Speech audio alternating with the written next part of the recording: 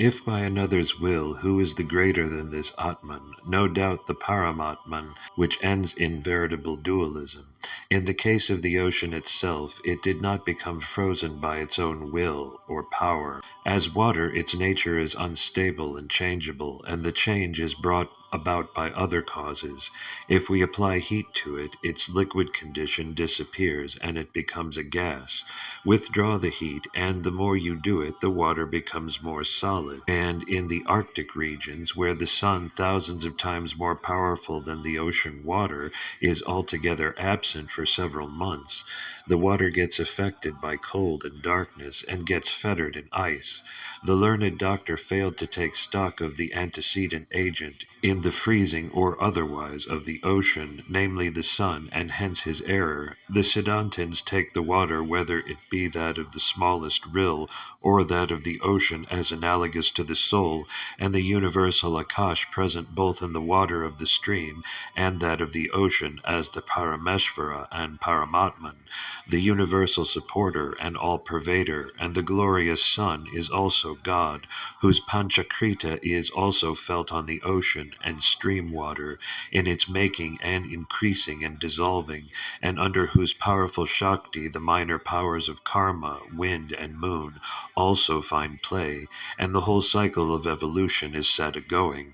And it is this learned doctor who spoke of the misinterpreting variations of Shankara's Advaita, known under the names of Vishishtadvaita, Dvaita, etc., and it is the frequent boast of people of his ilk that Shankara's Advaita is the most universal and ancient system, whereas all other forms of Indian philosophy are only partial and sectarian and modern.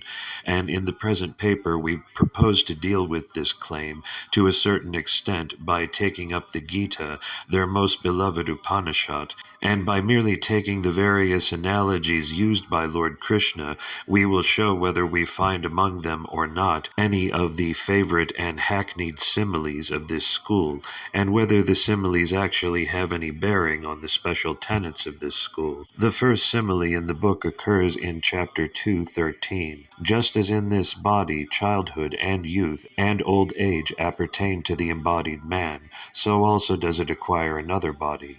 This is a popular enough simile, and its meaning is plain, but it cannot be construed as is done by Shankara, that the soul undergoes no change, or is not affected by the change of avastas, or change of bodies, for it cannot be contended that the intelligence of Shankara is in the same embryonic stage as that of a newborn babe, and the denial of this would also militate against our ideas of evolutionary progress and the necessity for undergoing many births.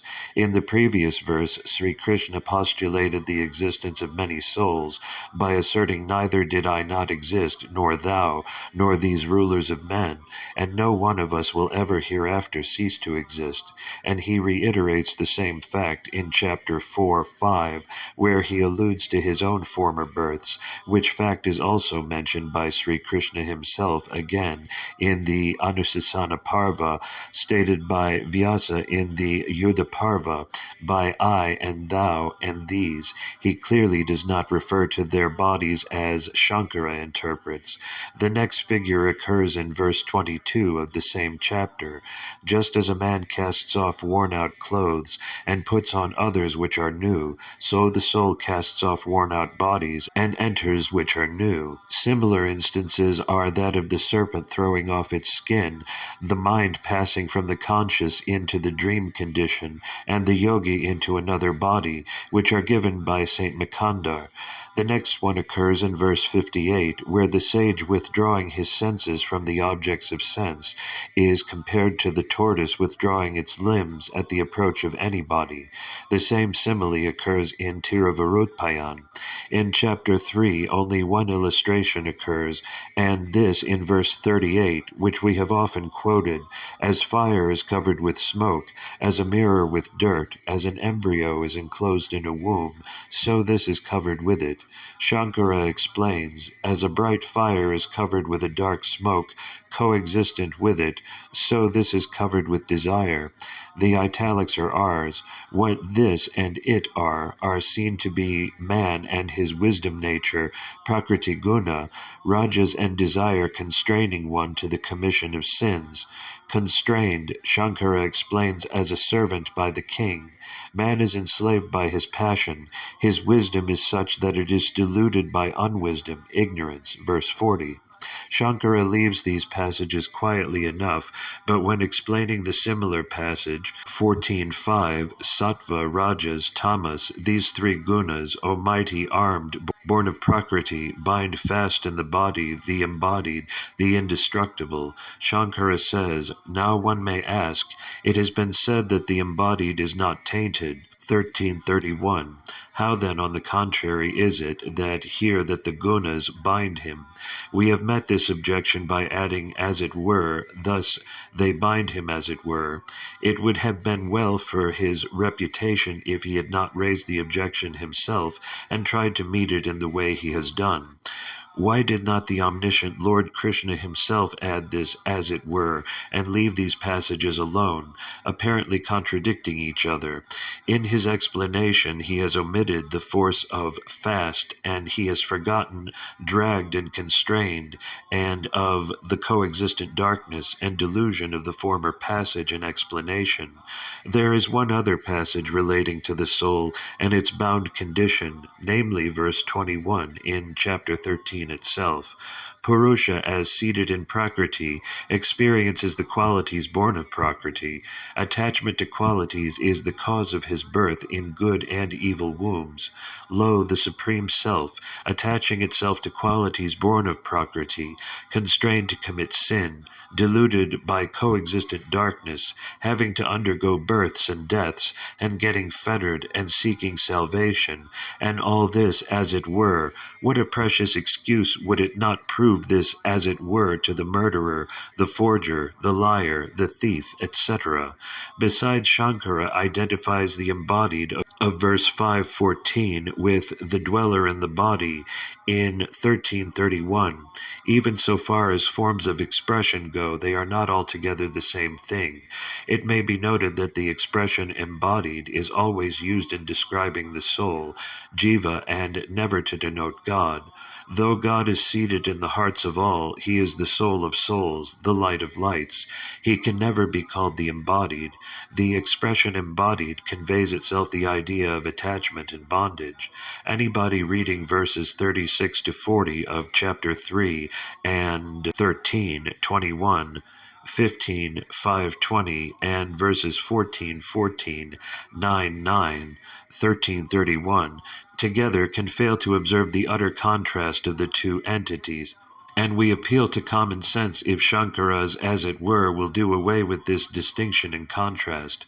This distinction and contrast is brought out in different chapters in the same chapter and in contiguous verses 15, 16, 17, and 18. Nay, in the same verse 5:15, the word another, anyatha, is itself a technical word, as the inside of, antas, etc., and occurs in the Gita in other places and in a number of Vedic texts to denote God supreme, as distinguished from the souls and the world, the entities admitted by Kapila Shankyas, Adhikaranas 4-9 of the Vedanta Sutra, and the texts quoted therein, which appear in Volume 2, SD, pages 73 to 79, fully bear out our thesis. The apparent confusion caused by both the human spirit and supreme spirit being spoken of as dwelling in the human body is altogether removed by the mantras which speak of the two birds entering into the cave. Rudra, destroyer of pain, enters into me. He who abides in the Vijnana, he who abides in the Atman, higher than the high, higher than the imperishable. Leaving this subject for the present, we proceed. Chapter 4 contains also only one simile, 37. As kindled fire reduces fuel to ashes, O Arjuna, so does the wisdom fire reduce all karma to ashes. The next illustration occurs in chapter 5:16, and is a very familiar one, that of sun and darkness. But in those in whom unwisdom is destroyed by the wisdom of the self, like the sun, the wisdom illuminates that supreme. We have to read the previous passage together. The Lord takes neither the evil nor the good deed of any. Wisdom is enveloped by unwisdom, thereby mortals are deluded. Here wisdom clearly means Atma, Atmajnan, soul, soul's intelligence. This intelligence is covered by Ajnana, unwisdom. As contrasted with ignorance-covered soul, there stands the Parameshvara, untouched by evil, though dwelling in the body. How is the soul's wisdom to get rid of the veil of unwisdom? If it was able to get rid of this wisdom by its own wisdom, it could have got rid of it the moment it wills so, and we will never hear of a soul in bondage. So the illustration explains how this is done. Unwisdom is destroyed not by the soul's wisdom, spoken of merely as wisdom, but by Atmajnan, Brahmajnan, Shivajnan, leading to the perception and enjoyment of Shivananda, and the darkness covering the individual eye flees before the rising glory of the effulgent sun. And the sun, while it dispels the darkness, at the same time enables the eye to exercise its own power of seeing, soul's wisdom, and makes it see the sun itself. The reader is requested to read the simile as explained, with Shankara's own explanation, and form his own conclusions. As a lamp in a sheltered spot does not flicker, is the simile of the yogi in divine union. Like the waveless seawater, the jnani attains clearness and calm, is another simile. The water and the lamp are by nature changeable. Any little gust of wind, karma mala, can make the one flicker and the other form into ripples. But the sun, or akasha, God, can neither flicker nor change. And this is exactly the simile in 9.6. The simile in 7.7 demands, however, our prior attention. There is not higher than I, O Dhananjaya, in me. All this is woven as a row of gems on a string. Here the string is the Ishvara, and the gems other creatures and objects. Neither can the string become the gems, nor the gems the string. It only brings out the distinction of the lower and the higher padarthas spoken of in verse 5, and how Ishvara supports and upholds the whole universe, as a string does support the various gems. The next simile already alluded to is in chapter 9.6.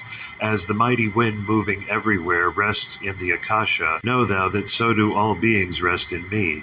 And Lord Krishna states the truth explained by this as the kingly science, the kingly secret, immediately comprehensible, and well may he say so, as this explains the true nature of Advaita. The verses 4 and 5 have to be stated in full. By me all this world is pervaded, my form unmanifested. All beings dwell in me, and I do not dwell in them, nor do beings dwell in me. Behold my divine yoga. Bearing the beings and not dwelling in them is myself, the cause of beings. With this we might read also the similes in 13:32 and 33, as the all-pervading Akasha is by reason of its subtlety never soiled, so God seated in the body is not soiled. As the one sun illumines all these worlds, so does the Kshetri, not Kshetrajna, illumine all Kshetra. And the simile in 15:8, when the Lord, the Jiva, the Lord of the aggregate of the body and the rest, Shankara, acquires a body, and when he leaves it, he takes these and goes, as the wind takes scents from their seats. Where Parameshvara is compared to Akasha and the soul, Jiva is compared to the wind, and the relation between God and soul is the same relation as between Akasha and wind, or things contained in Akasha. And what is this relation? Logicians and Siddhantins call this relation as Vyapaka, Vyapti Sambandham, container and contained. We explained in our article on mind and body that this was not a very apt relation, as it has reference to quantity, yet it is the best synonym and illustration of the Advaita relation. But Beda, Madhva, not Abheda, not Beda Beda, Ramanuja, not Parinama, Vallabha, not Vivarta, Shankara, but Vyapaka, Vyapti relation. Taking the five elements and the order of their evolution and involution, it is seen how all the four evolve from and resolve into Akasha. But earth is not water, nor water earth. Water is not fire, nor fire water. Fire is not air, nor air fire. None of these is Akasha, nor Akasha any of these, and yet all solids can be reduced to liquids, and liquids into gaseous condition, and all disappear into Akasha. The one lower is contained in the one higher, and all in Akasha, but Akasha cannot be said to be contained in any of these, though present in each. Each one is more subtle and more vast than the lower element, and Akasha is the most subtle and vastest, and most pervasive and invisible. My form unmanifested. Akasha is not capable of any change, though the wind and water and fire and earth contained in it can be contaminated by that to which it becomes attached. Wind carries off scents, and is subjected to all the forces of sun and moon. Water of the ocean becomes saltish, becomes frozen, and becomes tempest-tossed. The lamp flickers and becomes smoky or bright, spreads a fragrant smell or otherwise by the nature of the oil or wood it is burning. The very illustration of sea, space, water, and winds is used by Saint Makandar in 733 to illustrate ignorance not attaching itself to God, but to the soul. Ignorance will not arise from God, who is the true intelligence, as it is asat, like darkness before sun. The soul which is ever united to God is co-eternal with him. The connection of ignorance with the soul is like the connection of salt with the water of the sea. The word Akasha, by the way, is a technical word, like another Antas, Jyotis, etc., and is a synonym for God. See Vedanta Sutras 1 through 22, and texts quoted thereunder, and in the article House of God, Chit Ambara, in the Siddhanta Dipika, Volume 1, page 153. The simile of streams and the sea occurs in 1128 to illustrate not the entering into moksha, but undergoing dissolution and death. The similes in 15:1 and 2, the Ashvatha rooted above and spreading below, and in 1761 that the Lord dwells in the hearts of all beings, jivas, O Arjuna, whirling by Maya all beings as I, mounted on a machine, are the very least to be noted. These are nearly all the similes discovered in the Gita, and do we not miss here nearly all the favorite similes of the Mayavada school? And if so, how was it the omniscient Lord Krishna failed to use any one of them? The union of Indian philosophies. All partitions of knowledge should be accepted, rather for lines to mark and distinguish than for sections to divide and separate, so that the continuance and entirety of knowledge be preserved. Bacon. This saying of the greatest and wisest man of his age has now greater application in these days, and in the land of Bharata, than it was in Bacon's own days.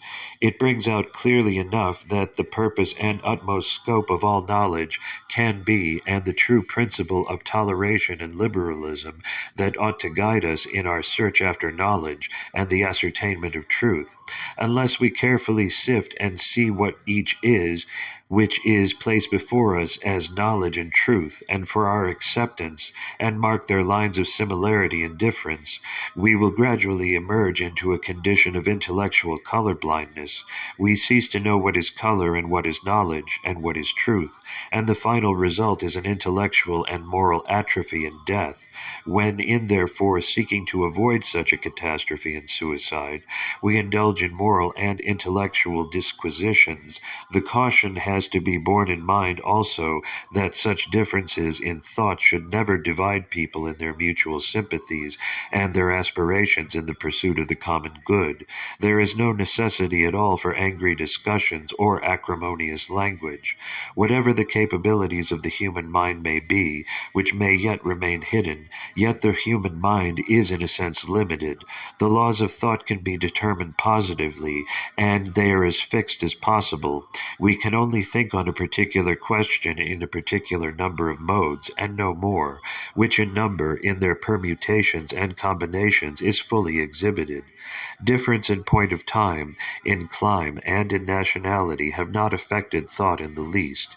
People have given expression to the more moral sentiments, the same feelings, and the same beauties in nature, and the similarities and the disparities that may exist have been minutely noted by the poets of all lands. As such, it would not surprise us if the same theories about some of the grand problems of human existence have been discussed and held since man began to ask himself those questions, and for ages to come.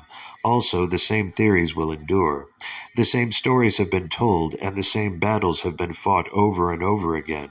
But we note also that the honors of the war have often rested and followed the predilections of the people and the eminence of the storyteller for the time being.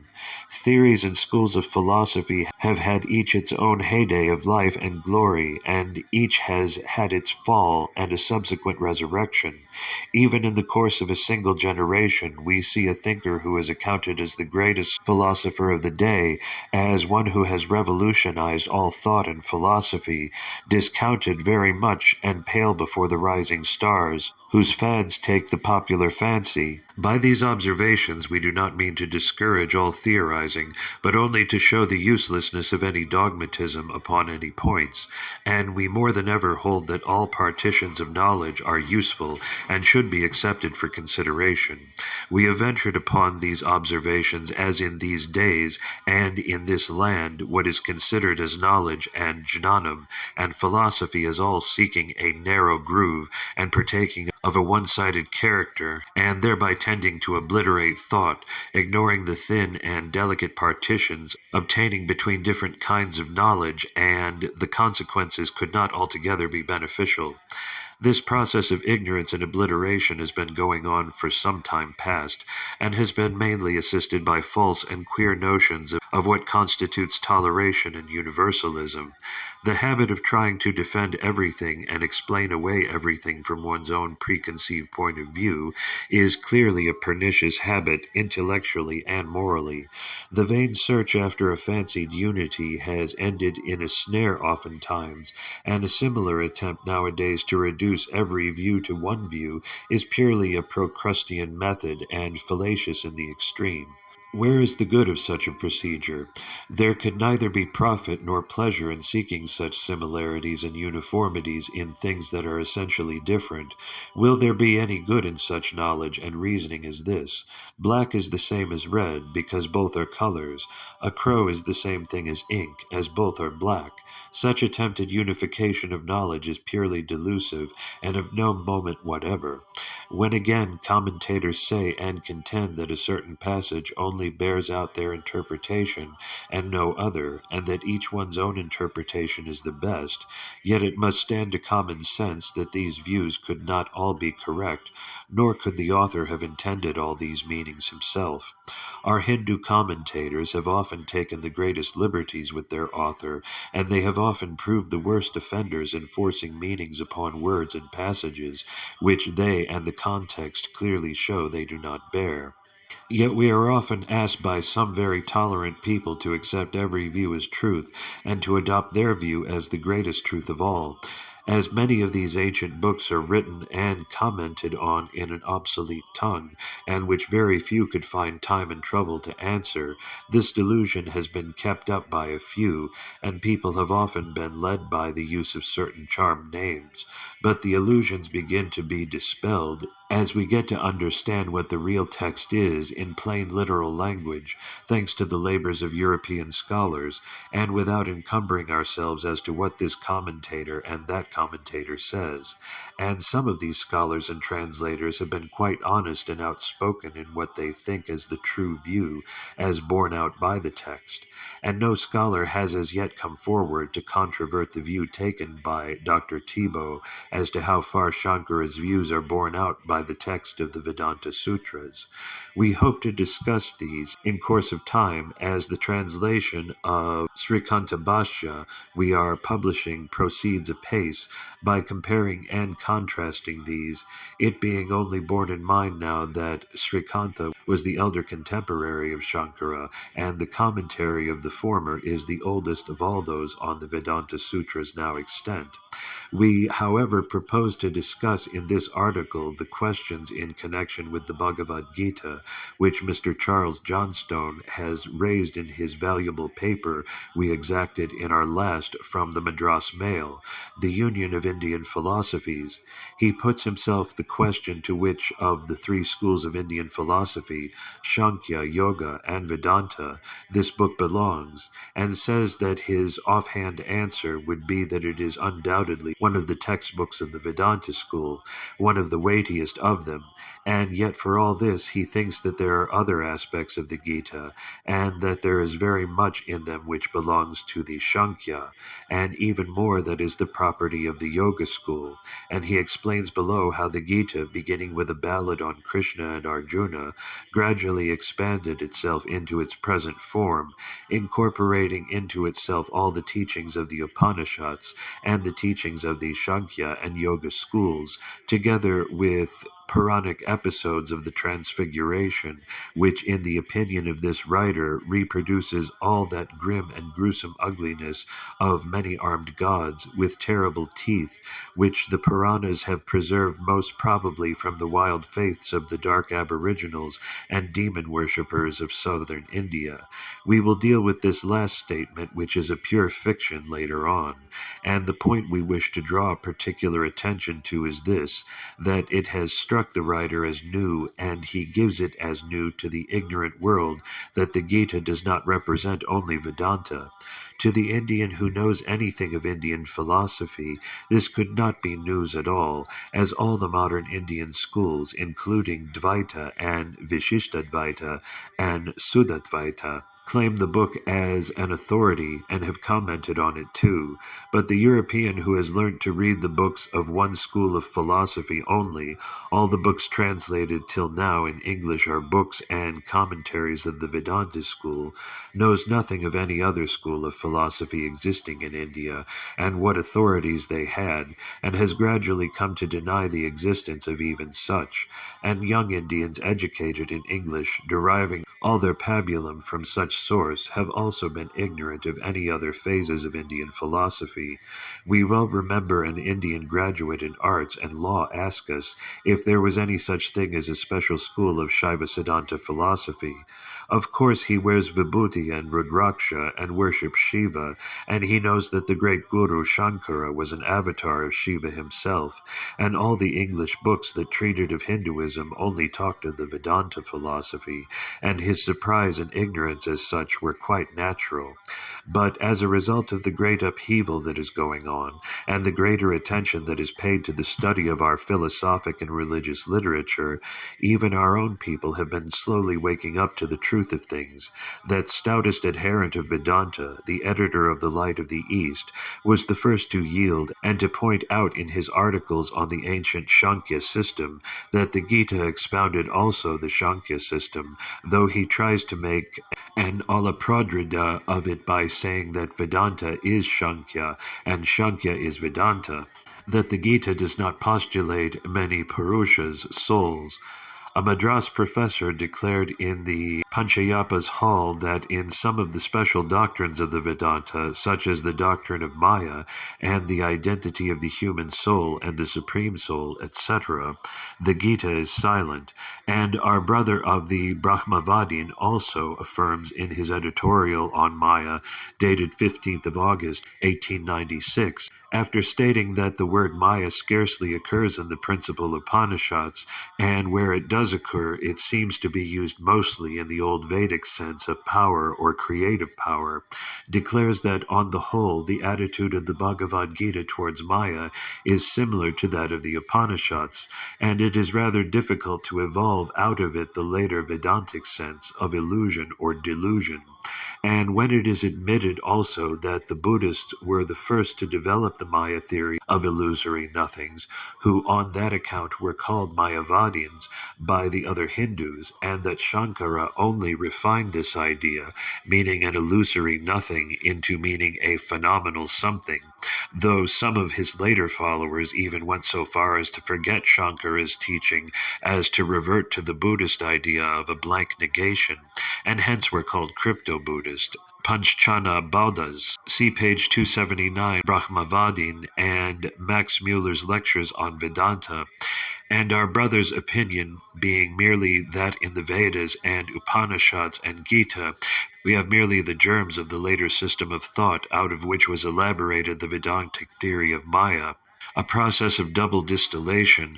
The point is even worthwhile considering whether Gita has got anything to do with the Vedanta at all, and it can also be positively proved that it has no such connection. Today we venture to go no further than what is admitted by the other side, that Gita contains the exposition of other schools of philosophy, which, according to Mr. Charles Johnstone, postulates the reality and eternality of matter, prakriti, and spirit, purusha, and that the purushas are without number, and that there is one supreme spirit different from the souls. In understanding the word Sankhya as used in the Gita, our writer falls into a mistake like many others, that it means the philosophy is expounded in the Sankhya school of philosophy, which is attributed to the sage Kabila. We have shown in our article on Another Side, see pages 21 to 34, that it meant no such thing, that it meant merely a theory or a system or a philosophy or knowledge, and that the Gita, instead of having anything to do with Kabila's Sankhya, distinctly repudiates it and goes on to postulate its own differences. And this we showed by quoting several passages, and that the proper name of the system evolved in the Gita is Sheshvara Sankhya, as distinguished from Nareshvara Sankhya of Kabila. To say that this philosophy or the other grew out of this or that is pure fallacy, unless we have real historical evidences about it. We might propound a riddle whether theism or atheism was first, and which of these rose out of the other. You might argue that theism was next and grew out of atheism, as materialists, Lokayitas, only admit the eternality of matter, and would not admit of the existence of any other padartha. And you might say they came next, because they denied the existence of God admitted by theists. Yet such is the argument covered up in statements frequently made, that, of the 6 systems of philosophy, one was first, and the other arose out of it. They do not at all refer to any historical growth or chronological order. Even in the days of Rig Veda they believed in gods, and in one God, and we presume there were unbelievers also.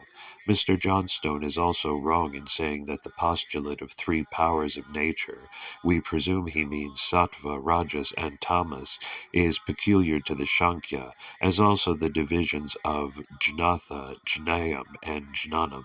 We fail to understand what he means by Sankhya Yoga reconciliation. Sankhya, if Kabila's pure atheism postulated no God and Yoga postulated God. And is there any meaning where one talks of a book reconciling atheism and theism? And of course another writer talks similarly of Vedanta Sankhya reconciliation. In every school there are certain postulates or padarthas which are affirmed, and some which are denied. Some postulate only one padartha, some 2, some 3, and some none. And are we to talk of reconciling these one with the other simply because one of the postulates, very often things and their qualities which could not be denied by anyone, is common to all or some? This is often the kind of writing that passes for sound knowledge and liberalism and universal philosophy. We dare say the Vedanta as understood by Shankara was not even in existence at the time of the battle of Kurukshetra, nor was it probably known to the writer of the Mahabharata and Gita in his days whenever he wrote it. The whole Mahabharata has to be studied to know what the teaching of Gita is, and in its historical surroundings. The phrase Sankhya Kriya and Yoga is used throughout the Mahabharata as often as possible, and in such conjunctions where the meaning is unmistakable as referring to the postulate of a supreme being.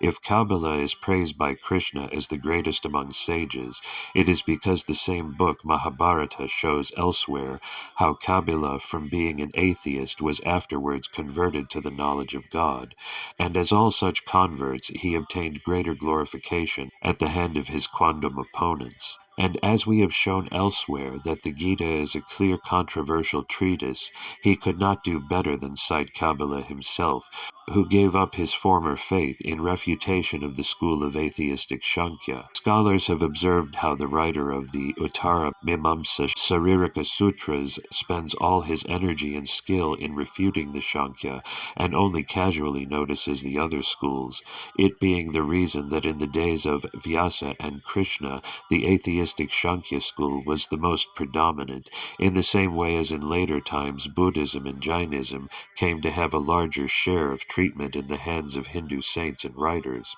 It is also to be noticed that the word Vedanta nowhere occurs in the Gita or other Upanishads as meaning Shankara's system, and the Brahmavadin has, as such, taken a broader platform in properly including under the term both Advaita of Shankara, the Dvaita and Vishishtadvaita systems, and we now hear of Advaita Vedanta, Dvaita Vedanta, etc., though the Western habit of calling Shankara's system as Vedanta is still used confusingly enough by people, as in the passage we quoted above from the Brahmavadin, the later Vedantic sense. The other Indian schools, be it noted, do not indeed call Shankara's system Vedanta or Advaita, but have other names for it. Mr. Johnstone no doubt says that Krishna quotes directly from many Upanishads. One writer is carried away by his veneration for Gita to say that the Upanishads quote from the Gita, and a number of verses, notably in the second book, we should like to know very much what they are, which have the true ring of the old sacred teachings, and yet art not in them, in which, as they now stand, and then he airs his theory that Vedanta is the peculiar birthright of the Kshatriyas and not of Brahmins. The reason why his unacknowledged quotations in the Gita and other similar books are found is that every Brahmin in the olden days had committed to memory the whole of the Vedas and Vedanta Upanishads, and as such, when they wrote and when they spoke, these old thoughts and verses very naturally flowed from their pen and their mouths, and it is never the habit of the Indian scholar to quote his authority chapter and verse, and we come to the fact that the whole of the chapters 9, 10, and 11 of the Gita is a mere reproduction and a short abstract of that central portion of the whole Vedas called the Satarudriya of the Yajurveda. What is called transfiguration is the Visvasvarupa Darshana, or the vision of the Lord as the All, as manifested in the whole universe. One and all the objects in the whole universe, good, bad, sat, asat, high and low, animate, inanimate, are all named in succession, and God is identified with all these, and it is pointed out that he is not all these and above all these. The soul of all things, the creator of all things, the pervader of all things, Vishvatmani Vishva, Sriya Vishvam Avritya Tishtate. This Satarudriyam ought to be known to every Brahmin more or less, and it is the portion of the Vedas which is recited in the temples every day. The praise of the Satarudriyam occurs throughout the Mahabharata, and most in Drona and Anushana Parvas, and these Parvas dealing as they do with various visions of God, Vishvasvarupa Darshana, as granted to rishis, Upamanyu, Vyasa, Narada, Kabila, and Krishna himself on other occasions contain the similar reproductions of the Satarudriya as in chapters 9 to 11 of the Gita. What is more important to be noted is that in the case of Krishna, he had got the teaching from Upamanyu Maharishi, and after initiation, Diksha, into this mystery teaching and performance of tapas, he gets to see the vision himself, and he describes it as follows. See page 87 to 91, Anusasana Parva, P.C. Roy's translation. The hair on my head, O son of Kunti, stood on its end, and my eyes expanded with wonder upon beholding Hara, the refuge of all the deities, and the dispeller of all their griefs. Before me, that lord of all the gods, Sharva, appeared seated in all his glory. Seeing that Ishana had showed himself to me by being seated in glory before my eyes, the whole universe, with Prajapati to Indra, looked at me. I, however, had not the power to look at Mahadeva. The great deity then addressing me, saying, Behold, O Krishna, and speak to me. Thou hast adored me hundreds and thousands of times. There is no one in the three worlds that is dearer to me than thou.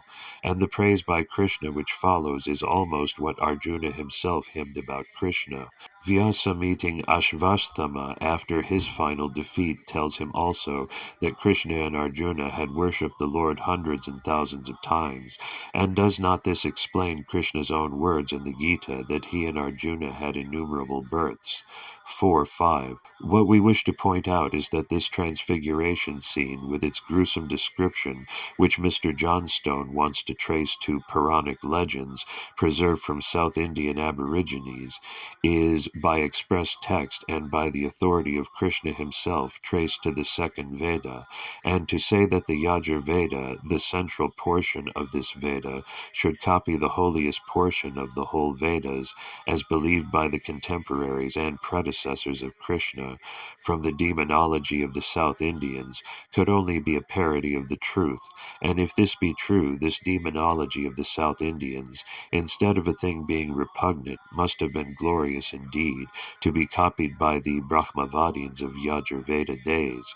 Western scholars have only misread and misunderstood the nature of this transfiguration and Visvarupa mystery, as they have misread the mystic personality of Rudra or Shiva himself, whose ideal, these scholars say, was also copied from the Aborigines.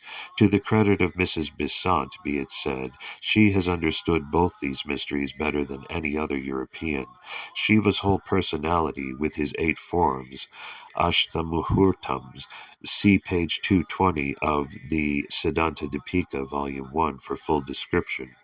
Earth, fire, air, etc., and his 3 eyes as Soma, Surya, and Agni, and his head as Akasha, and his 8 arms as the 8 cardinal points, his feet as Padala, and the sky as his garment, Digambara, and himself a Nirvani, and living in cemeteries, and yet with his Shakti Uma, a yogi yet a bogi.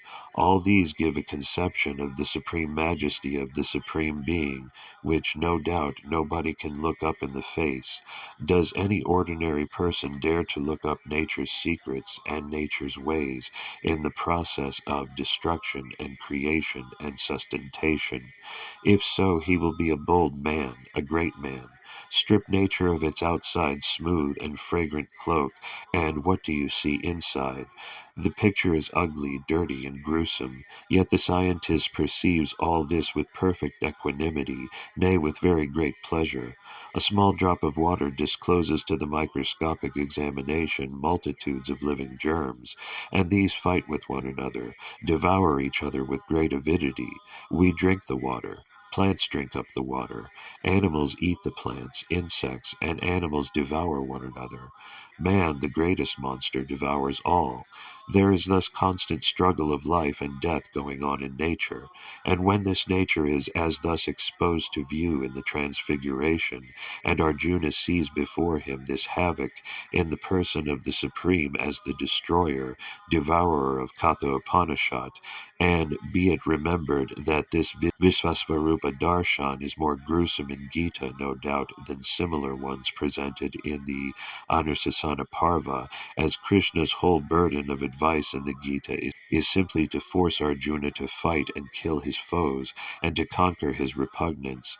A remark that it is derived from Puranic legends and aboriginal practices is altogether out of place. We hope to pursue this subject on a future occasion. The Union of Indian Philosophies. In old India, as elsewhere, the minds of the leading men were of many complexions, so that we have great idealists, great thinkers of the atomic school, great nihilists, and great preachers of doctrines wholly agnostic. It is the custom to gather a certain group of these teachings together with the title of the six philosophies, while all others, considered as heterodox, are outside the pale of sympathy, and therefore to be ignored. Chiefest among the outcast philosophies is the doctrine of Prince Siddhartha, called also Shakyamuni and Gautama Buddha. Of the others, it would be hard to find many students of more than three, namely the Vedanta, Shakya, and Yoga, while the Vaisheshika Nyaya and First Mimamsa are little more than a name, even to professed students of Indian thought. They have their followers, doubtless, but there has not been found one among them of such mental force as to give them a modern expression, or to show that they bear any message to the modern world. We shall speak here only of the three most popular among the orthodox schools, and this chiefly in connection with a single noteworthy book, the Bhagavad Gita, or Songs of the Master. If we were asked offhand to which of the three schools the Bhagavad Gita belonged, we should most likely answer offhand that it was undoubtedly a textbook of the Vedanta, and indeed one of the weightiest works of the Vedanta school, for it is not commented on by the great Shankara, chiefest light of the Vedanta, and does he not quote from it as of divine authority a fully inspired scripture. Yet for all this, I think there are other aspects of the Bhagavad Gita which show that this answer is too simple, and that while the songs of the Master undoubtedly form a bulwark of Vedantic orthodoxy, there is very much in them which belongs to the Sankhya, and even more that is the property of the Yoga school.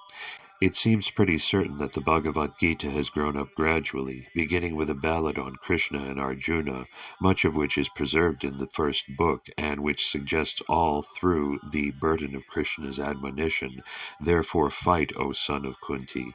It seems likely that the next element in the structure of the Bhagavad Gita is drawn from the great Upanishads, the Katha Upanishad more especially, and this suggests a very interesting thought. Side by side with many direct quotations from the Upanishads in our possession, there are a number of verses, notably in the second book, which have the true ring of the old sacred teachings, and yet are not in them as they now stand. And this suggests that we have only fragments, that there was once much more, in the form of verses and stories, which made up the mystery teaching of the Rajput kings, that secret doctrine spoken of so clearly in the Upanishads themselves as the jealously guarded possession of the Kshatriya race. The fourth book of the Bhagavad Gita fully endorses this idea, since Krishna traces his doctrine back through the Rajput sages to the solar king, Ikshvaku, to Manu, the Kshatriya, and finally to the sun, the genius of the Rajput race. And this in connection with that teaching of successive rebirths, which we know from the two greatest Upanishads, was the central point of the royal doctrine. So we are inclined to suggest that we have in many verses of the Bhagavad Gita additional portions of the old mystery doctrine, parts of which form the great Upanishads, and it is quite credible that Krishna, whom we believe to be as truly historical as Julius Caesar, as an initiate in these doctrines, did actually quote to Arjuna a series of verses from the mystery teaching, and that these verses are faithfully preserved for us to the present day. However that may be, there the verses are. A series of verses from the Upanishads had a second series entirely resembling these in style and thought. As a third element in the Bhagavad Gita, we have the Puranic episode of the Transfiguration, and we must say it reproduces all that grim and gruesome ugliness of many-armed gods, with terrible teeth, which the Puranas have preserved most probably from the wild faiths of the dark aboriginals and demon worshippers of southern India. Finally, there is a very important element into the midst of which the episode of the Transfiguration is forcibly wedged, and of this element element we shall more especially speak. It consists of the characteristic Sankhya doctrine of the three potencies of nature, completely developed along physical, mental, and moral lines. A word about this doctrine, which we say with great likelihood, refer to Kapila himself, the founder of the school. His conception seems to be this: there is the consciousness in us, the spirit, the perceiver, and over against this there is nature, the manifested world. This duality of subject and object has a great gulf fixed between its two elements, whose characteristics are wholly and irreconcilably opposed. Of the subject, the spirit, consciousness, we can only say that it perceives. To predicate of consciousness any characteristic drawn from our experience of objects, such for instance as mortality, beginning or end, is to be guilty of a cardinal error. Of course, the opposite element of existence, Kapila's teaching, it seems, was something like this. Nature may be divided into three elements: the substance of phenomena, the force of phenomena, and thirdly, the dark space or void in which phenomena take place. Take a simple illustration. The observer, with closed eyes, is the spirit or consciousness, not yet involved in nature. He opens his eyes, and instead of the dark space or void, sees the world of visible objects or substance, and there is perpetual movement among the things thus observed.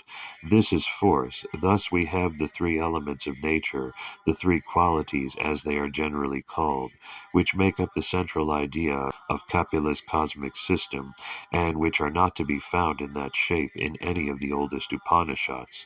They are therefore no part of the Vedanta, properly so called, but distinctively Sankhya teachings. Now these distinctive teachings form a very important part of the Bhagavad Gita, and are woven into many passages, besides the chief passages already referred to in the 17th and 18th books. Thus, as early as the second book, we have a reference to the Sankhya teachings. The Vedas have the three nature powers as their subject, but thou, Arjuna, come free from the three powers. It is needless to quote the many passages that refer to the same teaching, to the divisions of the knower, the knowing, the known, the doer, the doing, the deed, the gift, the giving, the giver, and so forth, according to the three nature powers. All this is carried out with much intellectual skill and dialectic acumen, but it has nothing in the world to do with the main motive of the book, Arjuna's action under the calamity of civil war, and Krishna's assertion of the soul as the solution of Arjuna's dilemma. There is also a very important element in the Bhagavad Gita equally characteristic of the Yoga school, whose final exponent, though not in all probability its founder, was Patanjali, the author of the commentary on Panini's grammar, who lived, it is believed, some 3 centuries before our era. We do not regard the directions as to choosing a lonely place, a fawn-skin seat, over sprinkled kusha grass, and the fixing of the attention on the tip of the nose, as necessarily or most characteristically belonging to the Yoga school, though they are undoubtedly important elements in that teaching. What seems more vital is the moral concept of action with disinterestedness, of action without attachment, according to the primary motion of the will.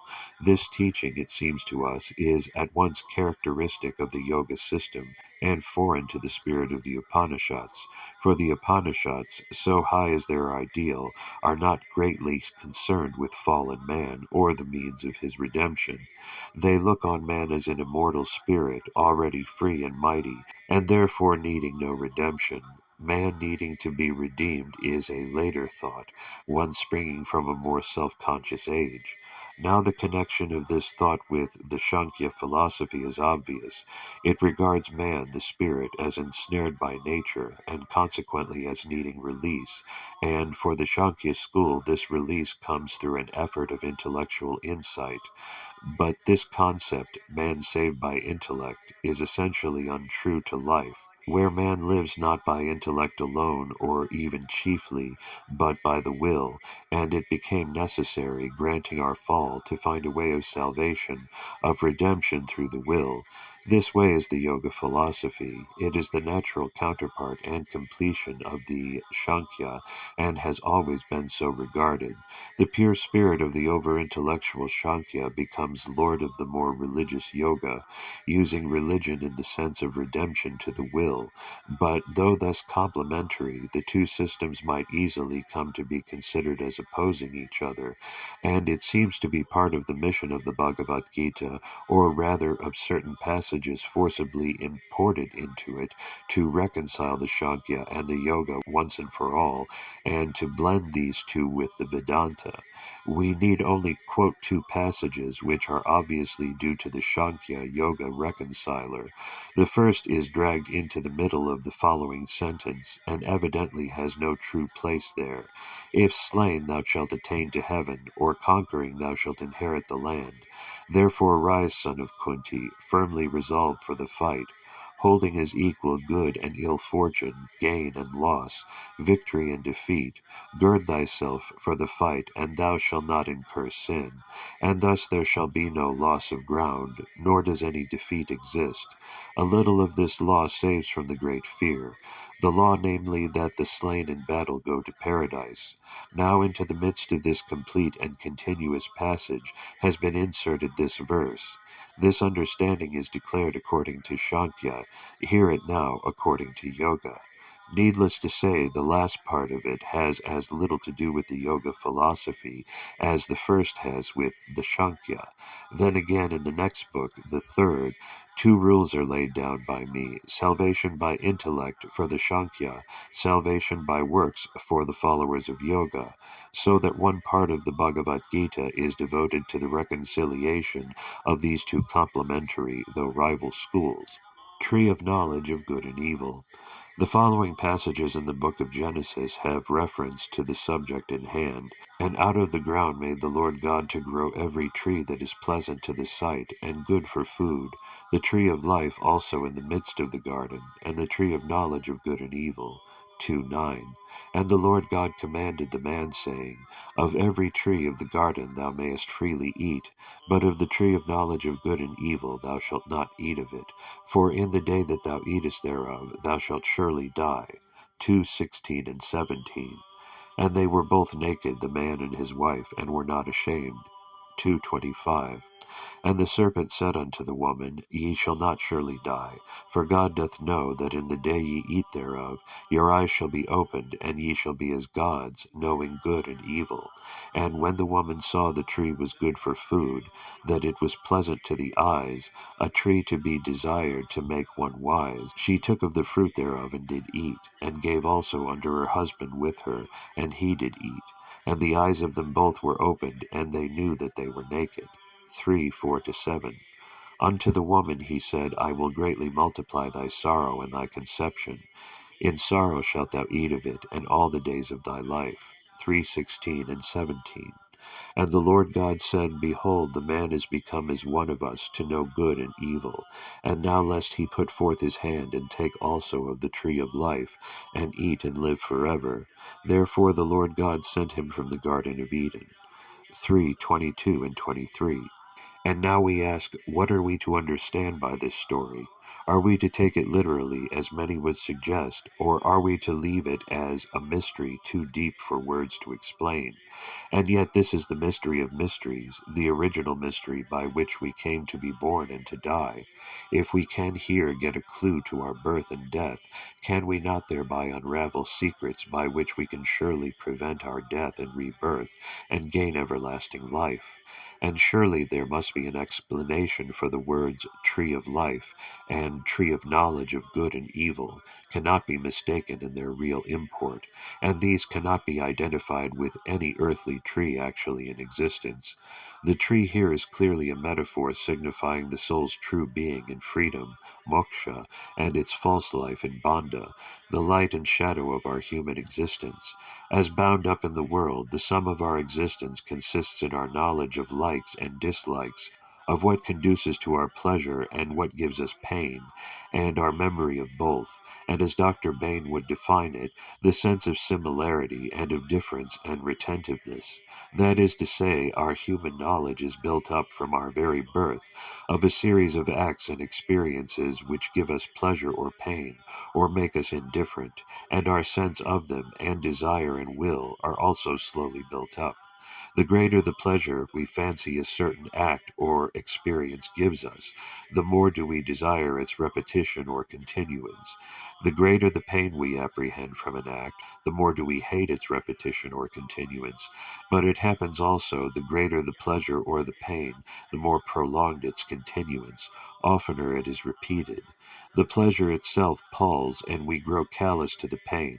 Life may therefore be divided into a series of acts, or a sequence of them, one flowing from the other, and close on each yielding a certain result or experience or fruit, be it pleasure or pain, good or evil.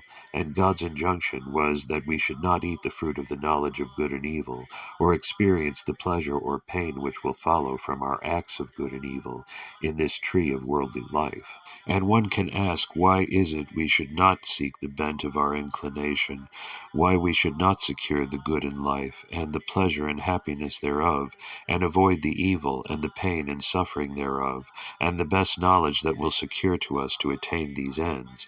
And God's injunction appears stranger when it is seen that there is not only an injunction not to try to know the evil, but there is also an injunction that we should not know the good.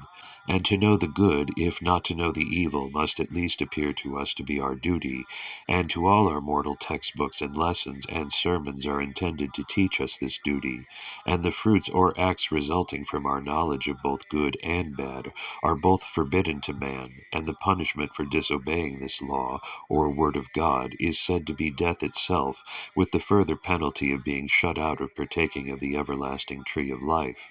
And of course there may be no wrong in our knowing what is good for us and what is bad in our desiring to seek the one and avoiding the other, provided we can know what is really good and what is bad, provided we can get what we desire, and provided also that we can know what it is that we mean by the us or I.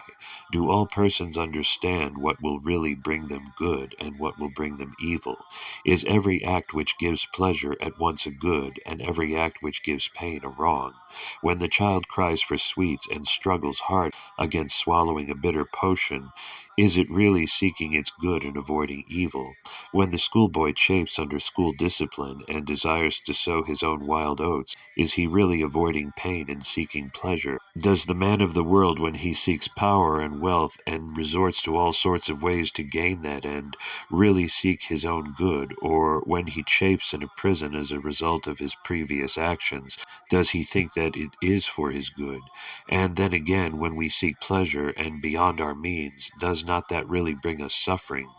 More than all, how many of us do rightly understand the I, and to which we want to minister? To the great majority, the I means nothing more than the bare body and the external senses, and is not the whole world engaged most strenuously in satisfying their bodily wants and appetites?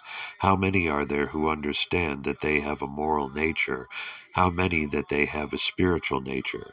Even when we do know that we have a moral nature and a spiritual nature, how many do try to act up to the requirements of their moral and spiritual nature, being more or less dragged and constrained by their worldly desire? In our ideas of good and bad, don't we confound our several natures? Don't we confound what is good for the soul and what is good for the body? To most of us, the world and our belly are our God and nothing more. Whence therefore this difference in people's likes and dislikes? Whence their disability to suit means to ends, and their ignorance of their real selves, and mistaking of one for another? Does it not show that there is an original want of understanding, a want of power, and a want of real knowledge, a serious defect in all sorts and conditions of men? And when, from want of this knowledge, the first wrong step is taken, the first mistake is made, does it not lead to a series of falls and succession of mistakes? And does not man commit more mistakes in his ignorance when he tries to rectify one error than when he leaves it alone? We do not propose to answer the question, whence was this defect or ignorance in man, and what is its nature, etc. For our present purpose, it is enough to know and recognize that this defect is in us in one and all, and that we are all full of faults and liable to err at every step. And these defects were in Eve, the original woman, typical of the lower man, Adam, meaning the higher life of man, pulled down by the lower part of him. And when Eve saw the tree was good for food, that is to say, she only thought of what would give pleasure to her body and satisfy her appetite, regardless of the consequences, just as a child wants to snatch the sweets from a confectioner's shop. She saw that it was pleasant to the eyes, that is to say, she only mistook what was not good as good. She saw it was a tree to be desired to make one wise.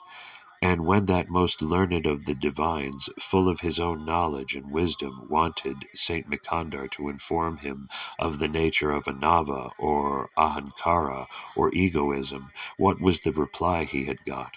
The true seer replied that the anava, or ignorance, or egoism, stood before him disclosed.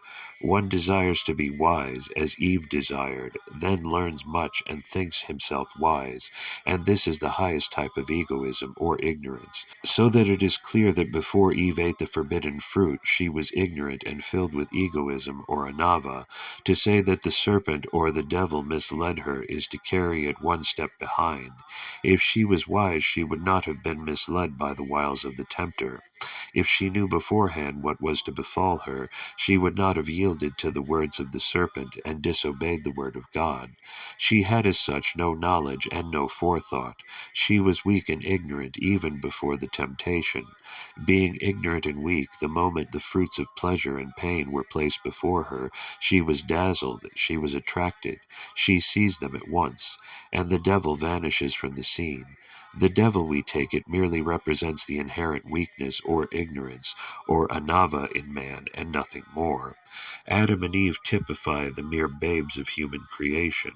There is something in the merest babe which makes it desire to live and learn and know. It tries to put everything into its mouth, whether a piece of bread or a piece of chalk, and it wants to feel the anatomy of every plaything it handles by pulling it to pieces. Can any amount of warning and advice prevent the baby from touching the flame of a burning candle? The loving parent no doubt gives the warning, don't touch, don't touch, but the advice is all useless, and the wise father usually allows it to get a singeing, enough for it to know the good and evil, the pain and pleasure thereof, and he takes care that the baby is not burnt. Throw a brilliantly colored and glowing fruit of the strychnine tree, the baby will seize it and try to bite it, but the ever-watchful father will take care to see that the baby does not swallow it. It is our love that prompts us to give instruction, advice, warning, and even chastisement, but all this will be thrown away if the soil itself is not good. And in our wisdom we recognize that all this is of no use, that the wayward child should be allowed to gain peace by tasting the bitterness of sorrow in all the days of its life. So too the all-loving Father in heaven told Adam and Eve what was not good for them, not to taste or desire the fruits of both good and bad acts, i.e. the pleasures and pains of this world, but they would not bear it in mind nor listen. Did not God know that they would be tempted, and did he try to save them from the devil? No, he permitted them to be tempted. Nay, he willed them to taste the fruit as a father would take a child to touch ever so slightly the candle flame. He whom the Lord loveth he chastiseth, and the misery and suffering that flow from our tasting of the fruit of good and evil acts are merely for our chastening and purification, and this can only be done in this existence and no other, and the whole purpose and scheme of creation becomes thus evident. Shivajnana Bodham, First Sutra. It is for the purpose of removing this defect or weakness or anava or egoism in man that this life is given him, and every means which a loving father can devise for his betterment is afforded him. But all such means do not influence each individual in the same way. The best of education, the purest of home influence, and the holiest of associations seem actually thrown away on some people. They have a bent of their own individuality, and this thrusts itself out under all shades and under all cloaks. This contradicts with the theory that human mind is a mere tabula rasa. Youth and white paper take impressions, as the saying goes. Evolutionists seek heredity to explain it, but it is now acknowledged that heredity does not explain all. The most model of parents have begotten the most vicious of children.